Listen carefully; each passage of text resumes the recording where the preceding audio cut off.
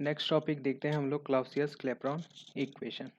ठीक है, ये इक्वेशन क्या करता है, हमें जो है प्रेशर पी और टी में जो है वो टेम्परेचर टी में जो है वो रिलेशन बताता है। ठीक है, कि टेम्परेचर जो है वो कैसे प्रेशर के साथ चेंज होता है। खासकर यहाँ पे हम लोग दो चीज़ों के बारे में देखेंगे, एक क्वथनांक, ठीक है, मेल्टिंग पॉइंट, मेल्टिंग पॉइंट और boiling point, boiling point point. ठीक है, क्वथनांक, गलनांक और क्वथनांक के बारे में हम लोग देखेंगे कि कैसे जो है ये प्रेशर के साथ चेंज होता है। ये बताता है हमें क्लाउसियस क्लैपेरॉन इक्वेशन। ठीक है, क्लाउसियस क्लैपेरॉन इक्वेशन के अकॉर्डिंग dp बाई dt, ठीक है, दाब में ताप के साथ जो परिवर्तन होता है, ठीक है, ये गुप्त ऊष्मा L और वो परम ताप T और V2 माइनस V1। अगर सिस्टम जो है वो पहले V1 में था, मतलब अगर सिस्टम जो है वो V1 से V2 में चेंज होता है, ठीक है, तब उसके लिए जो dp बाई dt का जो वैल्यू होगा वो क्या होगा, L T V2 minus V1 होगा। ठीक है, ये बहुत ही इंपॉर्टेंट इक्वेशन है, इसे आप लोग याद रखेंगे। इसमें पहला चीज़ देखते हैं, अगर V2 is greater then V1 है, ठीक है, अगर V2 is greater then V1 यानी कि क्या हो रहा है, आयतन में प्रसार हो रहा है। ठीक है, अगर ये प्रसार हो रहा है तब क्या होगा, dp बाई dt का जो वैल्यू है वो क्या आ जाएगा, पॉजिटिव आ जाएगा। ठीक है, यानी जैसे जैसे प्रेशर बढ़ेगा टेम्परेचर भी जो है उसके साथ बढ़ने लगेगा।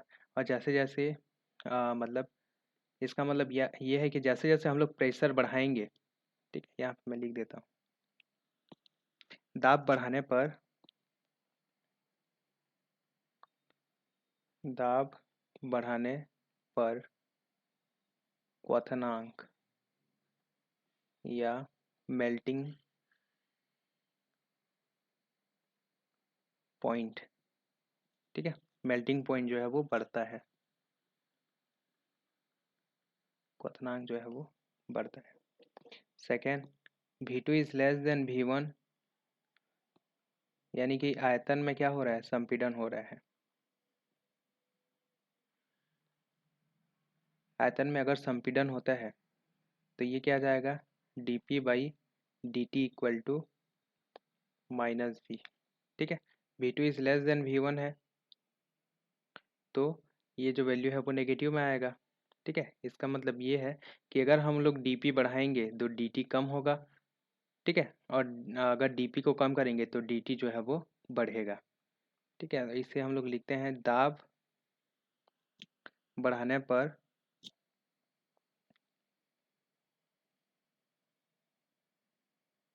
अरे उल्टा लिख दिया, क्वथनांक यानी वो होता है हम लोग का बॉइलिंग पॉइंट होता है,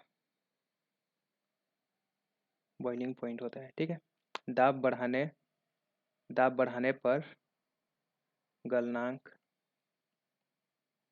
ठीक है, या मेल्टिंग पॉइंट,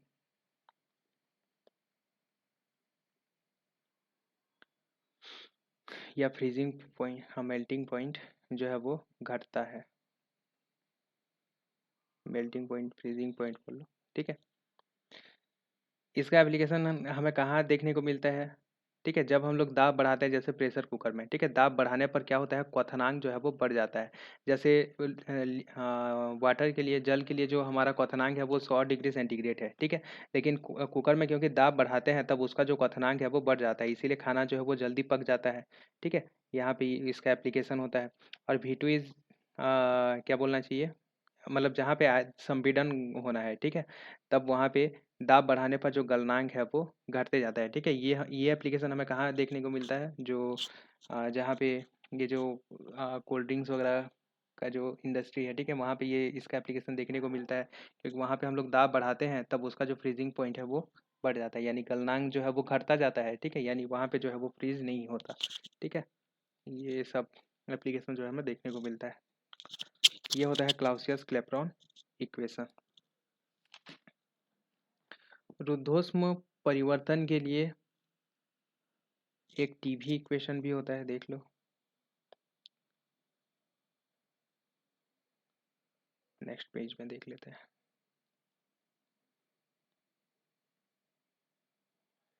टी भी ठीक है, टेम्परेचर के साथ जो आयतन है वो किस तरह से चेंज होता है। ठीक है, ये वो याद रखेंगे। डी टी इक्वल टू होता है minus T P beta upon C भी, और यहाँ पे डी भी।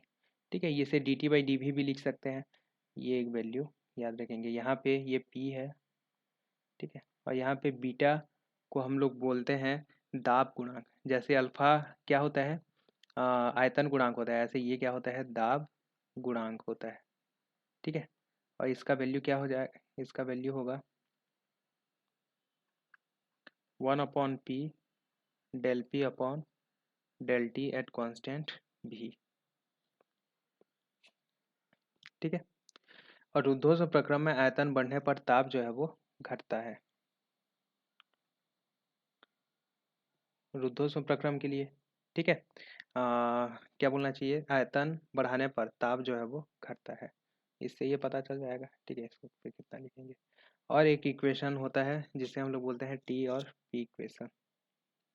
बहुत सारा फॉर्मूला है इसमें, क्या करें।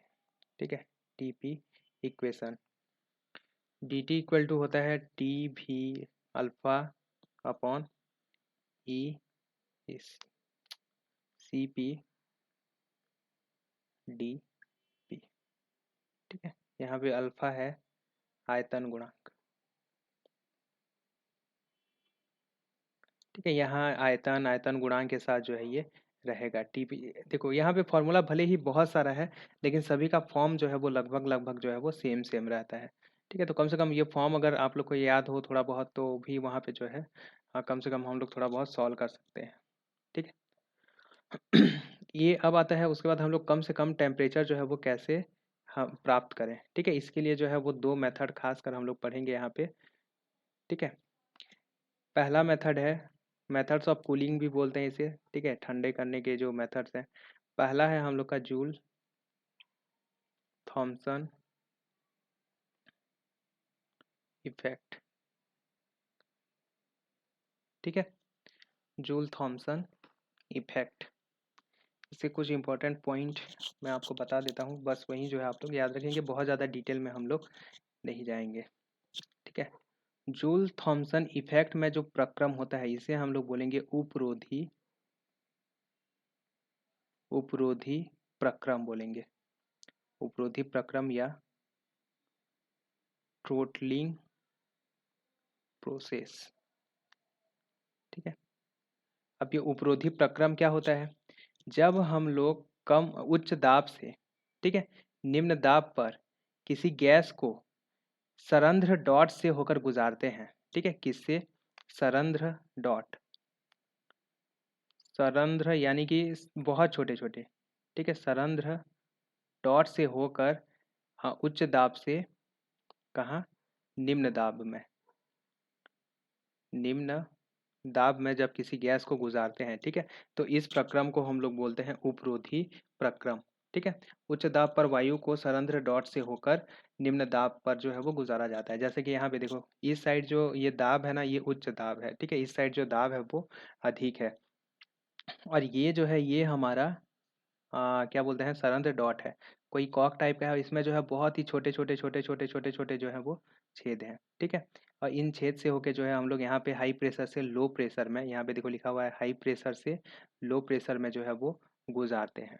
ठीक है, इस प्रक्रिया को हम लोग बोलते हैं उपरोधी प्रक्रम। ठीक है, थ्रोटलिंग प्रोसेस।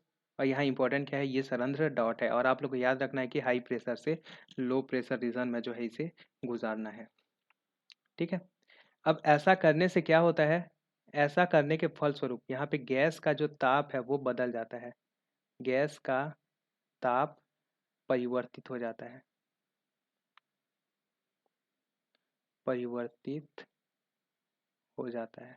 ठीक है, या तो कम हो जाएगा या फिर ताप जो है वो बढ़ जाएगा। ठीक है, देखेंगे कब ताप बढ़ेगा और कब जो है ताप कम होगा। ठीक है, और ये जो है लगभग सभी गैसों में जो है वो ताप में परिवर्तन होता है, और ये जो ताप में परिवर्तन होगा, ठीक है, ये दाबांतर पर निर्भर करेगा। ठीक है, ताप जो है वो दाबांतर पर निर्भर करेगा, दाबांतर पर निर्भर यानी कि P2 माइनस P1 पर जो है वो निर्भर करेगा। आगे देखेंगे इसका फॉर्मूला। ठीक है। यहाँ पे नॉर्मल टेम्परेचर में सामान्य ताप पर हाइड्रोजन और हीलियम गैस जो है वो गर्म हो जाती हैं। ठीक है, एक इम्पॉर्टेंट चीज़ें याद रखेंगे, सामान्य ताप पर, सामान्य ताप यानी कि रूम टेम्परेचर अराउंड जो है वो 25 डिग्री सेंटीग्रेड टेम्परेचर पर की अगर हम लोग बात करें, ठीक है, अराउंड, तब हाइड्रोजन गैस और हीलियम गैस, ये दोनों जो है वो हीटिंग इफेक्ट या तापन प्रभाव दिखाते हैं। तापन प्रभाव, तापन प्रभाव यानी अगर यहाँ पे हम लोग का हीलियम या हाइड्रोजन गैस भरा हुआ है, उच्च दाब से निम्न दाब में इसे सरंध्र डॉट से होकर गुजारते हैं, ठीक है, उपरोधी प्रक्रम से गुजारते हैं, तब ये क्या होता है, ये जो गैस है वो गर्म हो जाती है। कौन कौन सी गैस? हाइड्रोजन और हीलियम गैस। और बाकी अन्य गैस, ठीक है, जो अन्य गैस होंगे इनमें क्या होगा, शीतलन प्रभाव होगा।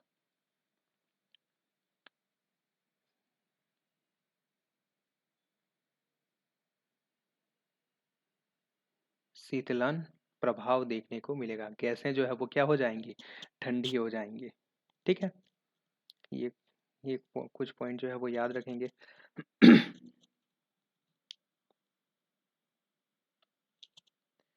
और ये जो ताप में परिवर्तन होता है, ठीक है, एक टेम्परेचर होता है जिसे हम लोग बोलते हैं टेम्परेचर ऑफ इन्वर्जन। ठीक है, यहाँ एक ताप आता है, व्युत्क्रमण ताप। ठीक है, इसे हम लोग बोलते हैं temperature of inversion. Temperature of inversion TI के लिए जो है वो कोई भी परिवर्तन नहीं होता। ठीक है, कोई भी परिवर्तन नहीं होगा। ठीक है, लेकिन अगर टेम्परेचर जो है वो इस सामान्य गैस के लिए, हाइड्रोजन और हीलियम को छोड़ के, मतलब सभी के लिए है, अगर टेम्परेचर जो है उनके लिए जो टेम्परेचर ऑफ इन्वर्जन होता है वो बहुत ही ज़्यादा होता है, बाकी टेम्परेचर और इन्वर्जन सभी गैस के लिए जो है वो अलग अलग होता है। अगर टेम्परेचर जो है वो टेम्परेचर ऑफ इन्वर्जन से ज़्यादा है, ठीक है, तब ये हमें हीटिंग इफेक्ट देखने को मिलेगा। ठीक है, हीटिंग इफेक्ट या इसे हम लोग बोलेंगे तापन प्रभाव, यानी गैसेस जो है वो क्या हो जाएंगी, गर्म हो जाएंगी।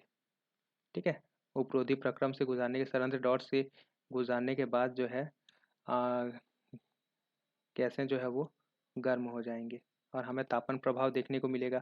अगर टी जो है वो क्या है, less than temperature of inversion है, तब हमें कूलिंग इफेक्ट देखने को मिलेगा। ठीक है, शीतलन प्रभाव, शीतलन प्रभाव देखने को मिलेगा। ठीक है, और ये जो व्युत्क्रमण ताप होता है ये अलग अलग गैस के लिए जो है वो अलग अलग होता है।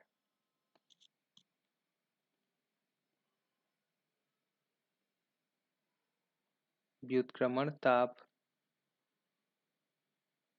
गैस की प्रकृति पर निर्भर करता है, ऐसा लिख देते हैं। ठीक है,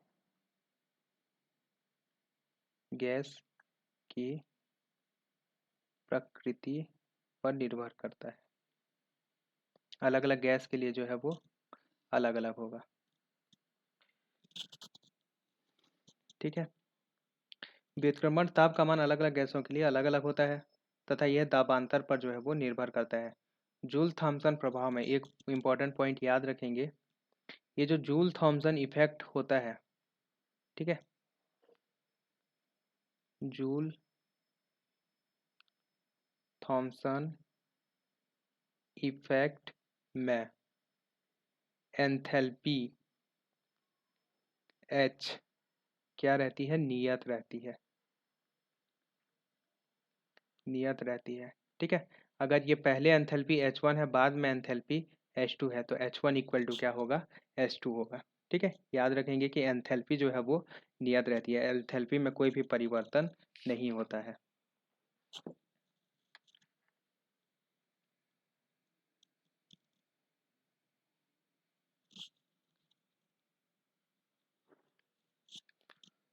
इसके बाद एक टर्म आता है जूल थॉम्सन गुणांक।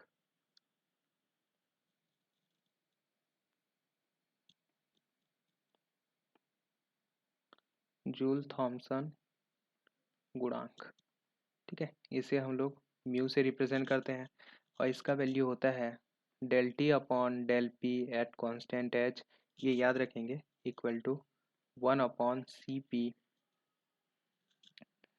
T del V अपॉन del T at constant P minus V। ठीक है, ये होता है जूल थॉमसन गुणांक।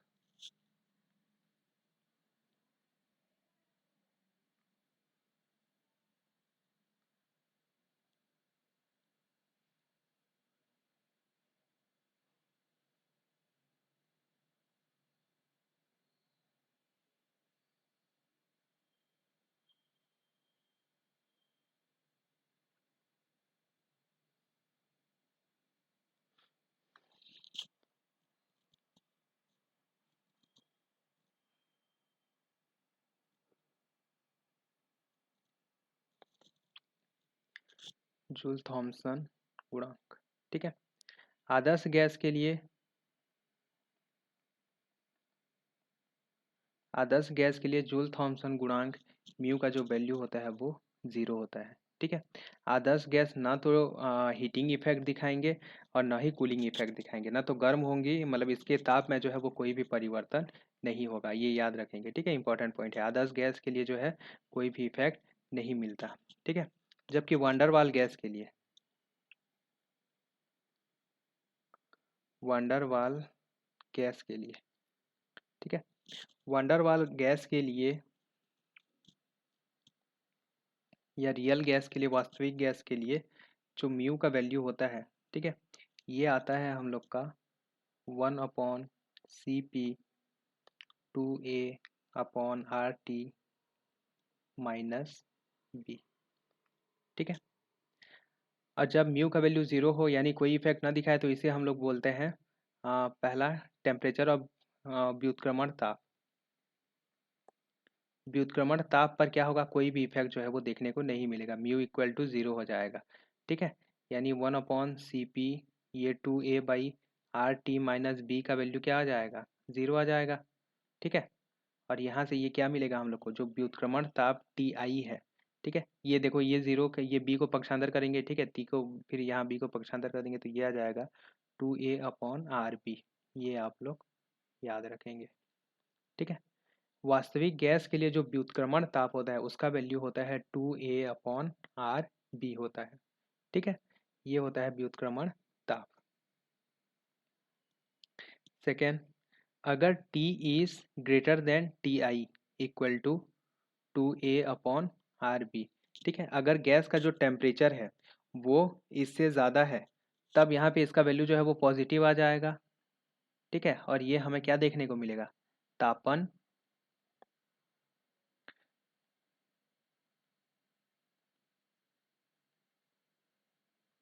तापन प्रभाव।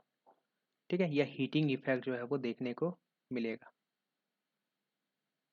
हीटिंग इफेक्ट देखने को मिलेगा। अगर टी जो है वो less than equal to 2a/RB होता है, ठीक है, तब हमें जो है वो कूलिंग इफेक्ट देखने को मिलेगा, कूलिंग इफेक्ट देखने को मिलेगा। ठीक है, ये होता है टेम्परेचर ऑफ इन्वर्जन। जबकि रियल गैस के केस में मैं एक चीज़ और आप लोग को बता देता हूँ, ठीक है, जिससे रिलेटेड क्वेश्चन कभी कभी पूछता है, ये है क्रिटिकल टेम्परेचर। ये हम लोग का जूल थॉमसन इफेक्ट है, ये एक अलग ही जो है वो वास्तविक गैस के लिए है, क्रिटिकल टेम्परेचर। ठीक है, वास्तविक गैस के लिए जो है कुछ क्या बोलना चाहिए, कॉफिशिएंट होते हैं जिन्हें हम लोग क्रिटिकल कॉफिशिएंट बोलते हैं। ठीक है, ये इन कॉफिशिएंट को जो है आप लोग याद रखेंगे। जो क्रिटिकल टेम्परेचर TC होता है, ठीक है, इसका वैल्यू होता है 8a/27 RB होता है। ठीक है, ये इसे हम लोग बोलते हैं क्रिटिकल टेम्परेचर, या हिंदी में इसे क्या बोलेंगे, क्रांतिक ताप। ठीक है, इसे हम लोग बोलेंगे क्रांतिक ताप, क्रिटिकल टेम्परेचर। ठीक है, और तीन जो है वो क्रिटिकल कॉफिशिएंट होते हैं, एक टेम्परेचर और एक होता है प्रेशर। ठीक है, PC, PC का वैल्यू होता है, इसे भी आप लोग मतलब याद रखेंगे, A/27 P का स्क्वायर। ठीक है, वास्तविक गैस के केस में ये चीज़ें जो है वो इम्पोर्टेंट है। और ये प्रेशर का वैल्यू हो गया। अब क्रिटिकल क्या रहता है, volume. Critical volume V C equal to होता है 3 बी। ठीक है, ये तीन चीज़ें जो है वो याद रखेंगे। और इसके लिए जो व्युत्क्रमण टेम्परेचर ऑफ इन्वर्जन जो होता है वो क्या होता है, जस्ट 2A/RB। ठीक है, ये 2A/RB, ये कुछ चीज़ें जो है रियल गैस के लिए आप लोग याद रखेंगे। ये होता है जूल थॉमसन इफेक्ट। इसके बाद कूलिंग का जो सबसे आ, अच्छा जो मेथड है, ठीक है, जिससे हम लोग बहुत ही ज़्यादा इफ़ेक्टिवली किसी चीज़ को ठंडा कर पाते हैं, वो होता है एडिएबेटिक डीमैग्नेटाइजेशन।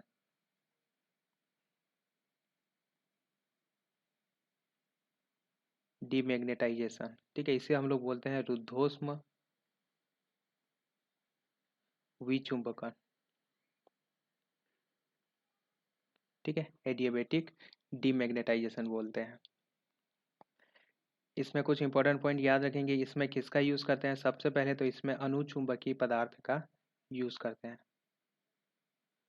अनुचुंबकीय पदार्थ, ठीक है, अनुचुंबकीय पदार्थ का यूज़ करते हैं। ये पैरामैग्नेटिक सॉल्ट जो लिखा हुआ है ना, ये इसके सेंटर पे ये रखा हुआ होता है, ये है हम लोग का अनुचुंबकीय पदार्थ।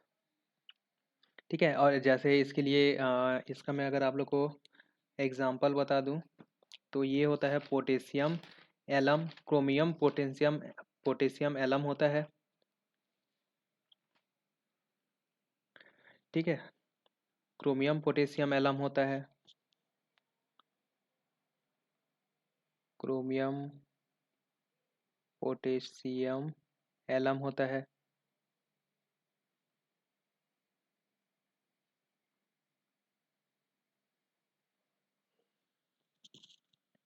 या एल्युमिनियम पोटेशियम एलम होता है। एल्यूमिनियम पोटेशियम एलम होता है। ठीक है, या फिर इसमें हम लोग यूज़ करते हैं गैलोडियम सल्फेट। ये सब जो है वो अनुचुंबकीय पदार्थ होते हैं, गैलोडियम सल्फेट। और ये बहुत ही इंपॉर्टेंट है ना, एडियाबेटिक डीमैग्नेटाइजेशन जो है वो इम्पॉर्टेंट है। ठीक है, क्योंकि ये सबसे इफेक्टिव मेथड है। अगर हम लोग इसका यूज़ करके ना, हम लोग बहुत कम से कम टेम्परेचर तक जो है वो पहुंच सकते हैं। ठीक है, यहाँ पे इसका एक्सपेरिमेंटल सेटअप मैं आप लोग को थोड़ा सा बता देता हूँ। देखो, इसमें ना D1 D2 दो क्या होते हैं, डेवार फ्लास्क फ्लास्क बोलते हैं हम लोग इसे। ठीक है, ये इस टाइप के जो है वो फ्लास्क होते हैं। और इसमें जो D1 होता है, ठीक है, इसमें हम लोग का भरा हुआ होता है लिक्विड हाइड्रोजन। ठीक है, इसमें लिक्विड हाइड्रोजन भरा हुआ होता है। और जो D2 होता है, इसमें लिक्विड हीलियम भरा हुआ होता है। ठीक है, ये दोनों ही जो है ऊष्मा के बहुत ही अच्छे सुचालक होते हैं, इसीलिए हम लोग इनका यूज़ करते हैं। यहाँ पे हम लोग का जो है वो पैरामैग्नेटिक मटेरियल होता है। और ये हम लोग का एक फ्लास्क होता है। ठीक है, और इसमें जो है ये वैक्यूम पंप लगा हुआ होता है। ये वैक्यूम पंप क्या करता है, या तो यहाँ पे हम लोग कोई गैस नहीं, मतलब ये यहाँ पे हम लोग जो है हाइड्रोजन हीलियम गैस जो है वो भरते हैं। ठीक है, हीलियम गैस जो है यहाँ पे भर सकते हैं। और मतलब इसे जो है बाहर भी कर सकते हैं, ये निर्वात पंप का यूज़ करके। ठीक है, इसे हीलियम गैस को जो है वो बाहर भी करके इसे यहाँ पूरी तरह से जो है वो निर्वात कर सकते हैं। ठीक है, ये हो गया। और इसमें जो है दो बड़े मैग्नेट लगे हुए होते हैं, इलेक्ट्रोमैग्नेट लगे हुए होते हैं। ठीक है, तो ये इसका एक्सपेरिमेंटल सेटअप है। ठीक है, इसको अलग से नहीं लिख रहा हूँ, यहाँ एक बार और रिपीट कर दे रहा हूँ। D1 और D2 जो होते हैं वो डेवार फ्लास्क होते हैं, डेवार फ्लास्क। ठीक है, D1 और ये D2। ठीक है, यहाँ पे ये लिक्विड हीलियम भरा हुआ होता है, यहाँ पे लिक्विड हाइड्रोजन भरा हुआ होता है। सॉरी, ये D1 में लिक्विड D1 में जो है वो लिक्विड हीलियम भरा हुआ होता है, D2 में जो है वो लिक्विड हाइड्रोजन भरा हुआ होता है। और ये पूरा सेटअप जो है वो दो बड़े मैग्नेट के बीच में होता है। और यहाँ पे ये हमारा होता है एक वैक्यूम पंप। ठीक है, यहाँ से हम लोग यहाँ पे वैक्यूम क्रिएट कर सकते हैं, या फिर यहाँ पे जो है वो हीलियम गैस डाल सकते हैं। ठीक है, यहाँ पे हीलियम गैस, ठीक है, हीलियम गैस का यूज़ करते हैं। ठीक है, तो ये इसका एक्सपेरिमेंटल सेटअप हो गया। ठीक है, अब ये काम कैसे करता है देखो मैं बता रहा हूँ। हम लोग जानते हैं जो अनुचुंबकीय पदार्थ होता है, ठीक है, इसमें जो छोटे छोटे मैग्नेट रहते हैं इसके बारे में हम लोग देखेंगे। ठीक है, ये रैंडमली जो है वो अलाइन रहते हैं पहले। ठीक है, और जैसे ही ये जब जो है magnetic field equal to zero है और जैसे ही इसे हम लोग मैग्नेटिक फील्ड देते हैं तो ये जो है मैग्नेटिक फील्ड के डायरेक्शन में जो है वो अलाइंड हो जाते हैं। ठीक है, इन डायरेक्शन ऑफ मैग्नेटिक फील्ड के डायरेक्शन में जो है ये अलाइंड हो जाते हैं। ठीक है, ये अनुचुंबकीय पदार्थों का गुण होता है। तो देखो होता क्या है, ये पहले जब अव्यवस्थित रहते हैं तब एंट्रोपी जो है वो इनकी जो एंट्रोपी है वो ज़्यादा रहती है। ठीक है, और जब ये व्यवस्थित हो जाते हैं तब इनकी एंट्रोपी जो है वो ये इनिशियल है मान लेते हैं। ठीक है, अब यहाँ पे जो एंट्रोपी है वो डेल एस क्या है, इनिशियल है। लेकिन जैसे ही इसे हम लोग मैग्नेटिक फील्ड में रखते हैं तो ये डेल एस जो है वो डेल एस इनिशियल से जो एंट्रोपी है वो क्या हो जाती है, एंट्रोपी में कमी आ जाती है। ठीक है, डेल एस फाइनल जो है वो क्या हो जाता है, कम हो जाता है जब इसे मैग्नेटिक फील्ड में रखते हैं। ठीक है, magnetic field not equal to zero. तो ये जो एंट्रोपी में कमी होती है ना, इससे टेम्परेचर जो है वो बढ़ जाता है। ठीक है, ये रुद्धोष्म प्रक्रम होगा, क्यू जो है वो कांस्टेंट रहेगा। ठीक है, हम लोग देखेंगे तो यहाँ पे इसी पे जो है ये बेस्ड रहता है। ठीक है, टेम्परेचर में ये एंट्रोपी में जब कमी होगा तो टेम्परेचर बढ़ जाएगा, जब एंट्रोपी बढ़ेगा तब टेम्परेचर जो है वो क्या हो जाएगा, कम हो जाएगा। ठीक है, इसी सिद्धांत पे जो है ये बेस्ड होता है। ठीक है, अब इनिशियली देखो मैग्नेटिक फील्ड हम लोग अप्लाई नहीं किए हैं और यहाँ पे इसे रख दिए हैं हम लोग। ठीक है, इनिशियली क्या करेंगे हम लोग, इसे जो है यहाँ पे रख दिए रहेंगे। अब अब क्या करते हैं यहाँ पे ना हम लोग इसे यहाँ जो भी गैस है इसे पंप कर देते हैं। और यहाँ पे सबसे पहला देखो स्टेप फर्स्ट में क्या होगा, जो नली ए है। ठीक है, जो नली ए है इसे हम लोग क्या कर देंगे, निर्वात कर देंगे, यानी गैस को जो है वो पूरी तरह से पंप कर देंगे। ठीक है, तो यहाँ पे पूरा निर्वात हो जाएगा, यानी इसका जो कांटेक्ट है ये दीवार मतलब ये जो लिक्विड है, हीलियम लिक्विड है, इससे जो है टूट जाएगा। ठीक है, यहाँ पे ये क्या हो जाएगा, ये पूरा जो है वो रुद्धोष्म एरिया बन जाएगा, रुद्धोष्म हो जाएगा। यहाँ जो है अब ऊष्मा का आदान प्रदान नहीं हो सकता। ठीक है, अब जैसे ही यहाँ पे मैग्नेटिक फील्ड हम लोग ऑन करेंगे, B is not equal to zero, तब एंट्रोपी में क्या होगा, एंट्रोपी में कमी होगा। एंट्रोपी में कमी होने के कारण इसका जो टेम्परेचर है वो बढ़ जाएगा। ठीक है, टेम्परेचर बढ़ जाएगा। यहाँ एग्जांपल ले लेता हूँ। ठीक है, मान लेते हैं कि इसका जो टेम्परेचर है del T equal to 5 degree centigrade जो टेम्परेचर है वो बढ़ गया। ठीक है, यहाँ पे टेम्परेचर में इंक्रीजिंग, टेम्परेचर कितना इंक्रीज हुआ है, 5 डिग्री सेंटीग्रेड जो है वो टेम्परेचर बढ़ गया। ठीक है, अब स्टेप टू देखो।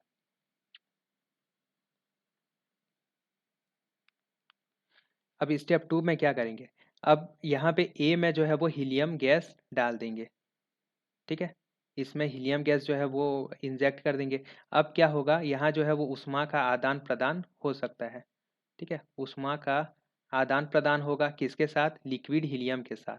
ठीक है, हीलियम लिक्विड के साथ ये अब यहाँ से जो है ये क्या करेगा, ये ऊष्मा का जो है यहाँ आदान प्रदान कर सकता है। ठीक है, क्यों, क्योंकि अब ये कनेक्टेड हो गया, यहाँ पे हीलियम गैस भर दिए, तब ये हीलियम और ये हीलियम जो है यहाँ से ऊष्मा लेगा और ये क्या करेगा, यहाँ पे जो है वो ऊष्मा दे देगा। अब मान लेते हैं ये दीवार फ्लास्क में जो भी हम लोग का लिक्विड है, इसका टेम्परेचर क्या है, मतलब यहाँ पे मैं एग्जांपल ले लेता हूँ। ठीक है, दीवार फ्लास्क D1 में जो लिक्विड है, ठीक है, मान लेते हैं D1 में जो लिक्विड है उसका जो टेम्परेचर है वो 27 डिग्री सेंटीग्रेड है। ठीक है, मतलब पहले, हाँ ये जो है वो 27 डिग्री सेंटीग्रेड है, तब ये जो है साम्यावस्था में आ जाएगा। ठीक है, और ये भी जो है वो 27 डिग्री सेंटीग्रेड में आ जाएगा। ठीक है, यहाँ पे मान लेते हैं इनिशियली जो हाँ, हाँ ये जो है वो अब क्योंकि देखो पहले ये सभी सभी का जो टेम्परेचर है वो क्या था, 27 डिग्री मतलब इसका जो है 25 डिग्री सेंटीग्रेड था मान लेते हैं। ठीक है, पहले जब ये निर्वात कांटेक्ट में नहीं था तब इसका जो टेम्परेचर है वो 25 डिग्री सेंटीग्रेड था और यहाँ पे जो है वो बढ़ गया। ठीक है, जब यहाँ पे हम लोग मैग्नेटिक फील्ड अप्लाई किया तब 5 डिग्री सेंटीग्रेड बढ़ गया, यानी इसका टेम्परेचर टोटल टेम्परेचर कितना हो गया, 30 डिग्री सेंटीग्रेड हो गया, ठीक है। अब ये जब इसे हम लोग यहाँ गैस को इंजेक्ट करवाएंगे तब ये थर्मल कांटेक्ट में आएंगे और इसका टेम्परेचर जो है वो ये 27 डिग्री सेंटीग्रेड है, इसीलिए जो गैस का टेम्परेचर है वो भी क्या आ जाएगा, हीलियम गैस का जो टेम्परेचर है वो कितना आ जाएगा, 27 डिग्री सेंटीग्रेड आ जाएगा, ठीक है। या यहाँ जो अनुचुंबकीय पदार्थ रखा है उसका टेम्परेचर कितना आ जाएगा, 27 डिग्री सेंटीग्रेड आ जाएगा, ठीक है। अब देखो स्टेप 3, अब क्या करते हैं, अब फिर से जो है हम लोग निर्वात बना लेते हैं, ठीक है। अच्छा यहाँ पे मैं ये नहीं बताया ना कि हाँ यहाँ पे जो है बी ऑन ही रहेगा, ठीक है। B is not equal to zero है यहाँ अभी भी, ठीक है। अब क्या करते हैं, हाँ ए को फिर से क्या करते हैं, निर्वात कर देते हैं, यानी जितना भी हीलियम गैस है उसे बाहर कर देते हैं, ठीक है। और यहाँ पे फिर से क्या हो जाएगा, ये रुद्धोष्म हो जाएगा, ठीक है। ये फिर से क्या हो जाएगा, रुद्धोष्म हो जाएगा, या इसे 27, हाँ चलो ठीक है 25, कोई दिक्कत नहीं है, ये निर्वात हो जाएगा।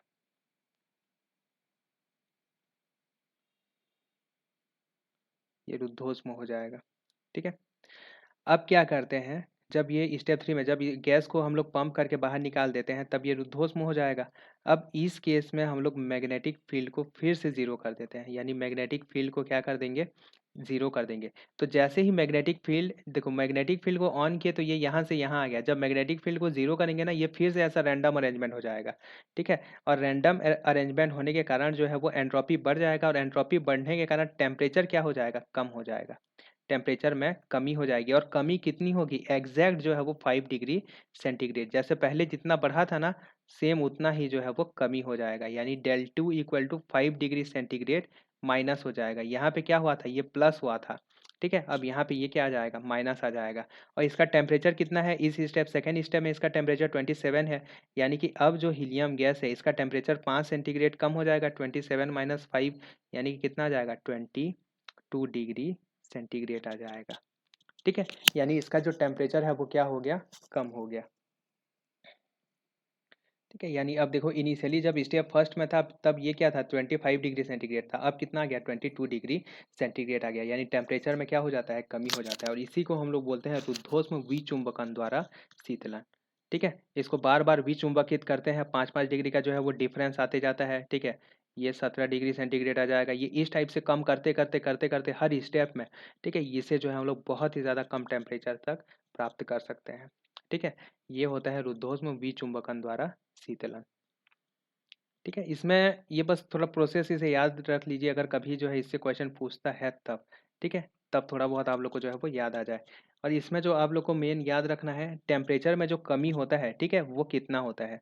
टेम्परेचर में जो कमी है इसके लिए फॉर्मूला होता है हम लोग का del two T minus T1 का स्क्वायर इक्वल टू, टेम्परेचर में जो कमी होता है वो होता है माइनस CV अपॉन CH, ये specific heat as constant enthalpy है, ठीक है। और ये एंथैल्पी नहीं, सॉरी, ये कांस्टेंट, ये मैग्नेटिक फील्ड है, और यहाँ पे एच भी जो है वो मैग्नेटिक फील्ड है, ठीक है। H1 का स्क्वायर माइनस H2 का स्क्वायर, जहाँ पे एच क्या है, मैग्नेटिक फील्ड। अगर आप लोग को याद हो तो ये जो है मटेरियल से इंडिपेंडेंट मैग्नेटिक फील्ड होता है एच, ठीक है। और यहाँ पे सी जो है ये हम लोग का होता है क्यूरी नियतांक, ठीक है, क्यूरी कांस्टेंट। ये इसका वैल्यू क्या होता है, हम लोग जानते हैं कि ये psi equal to C by T, इससे जो है ये सी का वैल्यू हम लोग निकालते हैं, ठीक है, क्यूरी नियतांक होता है ये। तो ये है हम लोग का रुद्धोष्म विचुंबकन, ठीक है, ये बहुत ही इंपॉर्टेंट है। ये अगर आप लोग पढ़ना चाहते हैं तो बीएससी सेकेंड ईयर में जो है ये आप लोग को पढ़ने को मिल जाएगा, ठीक है। इसमें और कुछ अगर आप लोग देखना चाहते हैं, हालांकि इतना जो है वो सफिशियंट है, बीएससी सेकेंड ईयर की बुक में जो है आपको मिल जाएगा, ठीक है, या फिर मैं इसका जो है पिक खींच के आपको भेज दूंगा, ठीक है। तो यहाँ से जो है हम लोग का ये थर्मोडायनेमिक पोटेंशियल जो है वो कंप्लीट होता है, ठीक है। एडवांस फिजिक्स से जुड़ने के लिए आप सब